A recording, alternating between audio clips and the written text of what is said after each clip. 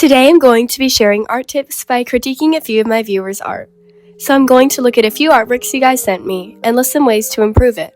And if you want a chance to get some personalized advice as well, then just wait until the end of the video when I'll show you how to submit your art for me next time.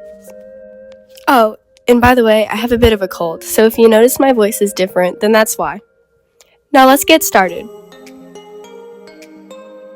The first artwork here is from 𝙲𝚞𝚎, and I love your use of colors here, and the background effect is really cool here too. But one thing I would say is that a few areas, like particularly the microphone and the clothing here, look just a little flat. And I don't know if that's a stylistic choice, so forgive me if it is, but if not, here's how I would fix it. So when you're shading something, you want to shade for the form of the object.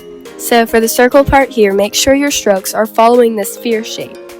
Another thing you could do is trace the edges of these flat areas with darker colors, like how I'm doing here. It looks like you might have left out the line art here on purpose, but I would still outline some parts of it with slightly darker colors to show the form more. So here's before and here's after.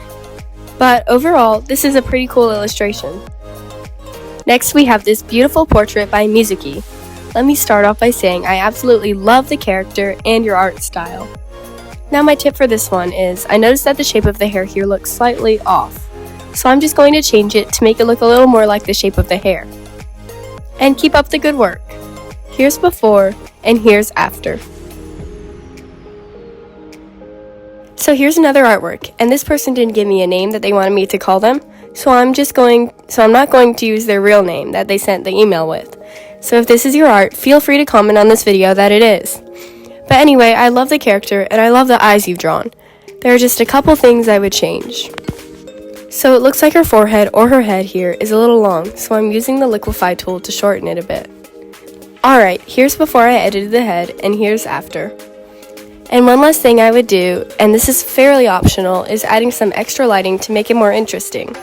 And so you can do this by making a layer on top of that, set to multiply, and I'm selecting the character, leaving out the edges. And then I'm also selecting the outside edges and using add or add glow to add some highlights. And now here's before, and here's after. Overall though, it's a cool drawing. And finally, this last one is by another person who used their real name in the email and didn't specify if I should use that or not, so again the artist can claim it in the comments. But I think the line here is a bit off and not correct anatomy wise, and so I'm just going to fix it by changing where the line is. And you can see that it's the same on the other side too, so I'm fixing that side too. And here's the before, and here's the after. I hope this helped. But before we end, I want to tell you guys how to submit your art for me to critique. There are currently two methods you can use. The first is YouTube, and what you can do is create a community post tagging me with your art attached. The second method is email, and you can email your art to me at drawingwithchong@gmail.com. Please title the email critique, and let me know what I should call you if I decide to use your art in a video. It also helps if you specify what area you might want me to focus on, but that last part is optional. And click the video at the top right of the screen to see me drawing your original characters.